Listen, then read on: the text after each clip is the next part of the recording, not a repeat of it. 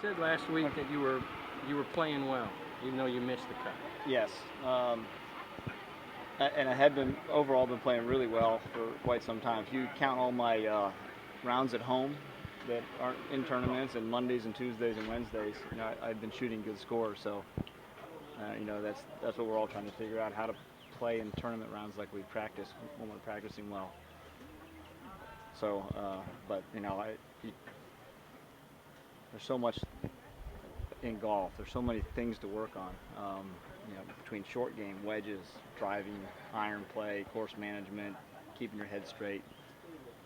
It's just easy to lose one part of your game when you're focused on something else all the time. So, but what I've tried to work on the most is putting from inside 10 feet, wedge play, distance wedges from inside 100 yards, and I did those two things well today, and that's why I shot a good score. I hit a lot of good shots. Yeah. For the most part, capitalized on my good birdie opportunities. Certainly wasn't perfect. I should be birdieing 17. I bogeyed it and really didn't make a mistake. But other than I was short, but I hit the shot the way I wanted to. It just came back off the hill, and it was a very difficult chip, much like the one I just had there on 18. And I also thought I hit a really good shot in the 18, but I didn't hit it far enough. So if that one carries on the green where I thought it was going to carry, I would have had a pretty good birdie putt. So I know that even though 65 is a good score, 600 is a really good score. I feel like I was very close to shooting really low. There's a lot of golf yet to be played, but I mean, how good do you feel about where today set you? Well, the last couple weeks I missed cuts at Valero and Kinderloo, and I was gaining a lot of confidence in my game, so it was just a matter of being sloppy. So I just spent the last few days thinking about what was I doing that was working, and spent yesterday just trying to get a good feel and a rhythm for my swing and putting, which I did. So I hit a lot of good shots, a lot of solid shots today. My misses didn't get me in trouble. That's the biggest thing I've done this year is when I missed a shot, it's just been in the worst spot. So I played really well and made a double or a triple or maybe a double and a triple, which is what happened to Valero. I missed the cut with a double and a triple on Friday, 2 missed shots all day. So when you start out this well on the first day, is it more of a process-oriented rest of the week, or is it a results-oriented? Well, going forward, to get good results, you got to stick to the process. But you can't, if your name's up on the leaderboard, you can't help but see it. Right. But that feels good to be there. Yeah, definitely.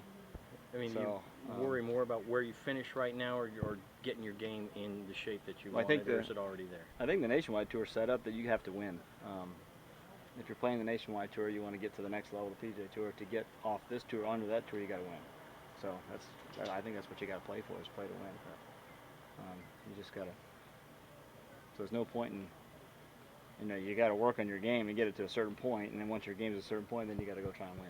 So sometimes you can't do both at the same time. You got to, if you're not playing well, you can't expect to win. Yeah. Did you anticipate some lower scores from these earlier tee times, or? Well, there's no wind and the greens are fairly soft. That and most of the guys playing they've been professionals for at least a little while. They've come out of college, so they've got experience enough to shoot low score. So it seems to happen no matter where I play. If there's no wind and the greens are soft, guys shoot low. That's the biggest thing. No wind in a rock hard course, that affects the scores, but soft course with no wind. Any putts of note today? Maybe the par putt I made on 2. Because I've struggled with my putting and worked on trying to correct it. So what I thought was the most recent correction that was going to be good, I missed the fairway, hit in the front bunker, hit a really good bunker shot, and left myself about 10 feet and made the putt. And I felt like that was really good to see that, because that meant whatever it is I've been working on worked. So, and then that has been the part that has hurt me the most, is that 4 to 10 feet range. Mm-hmm. And the statistics are good to look at some things, but they're not always right about everything.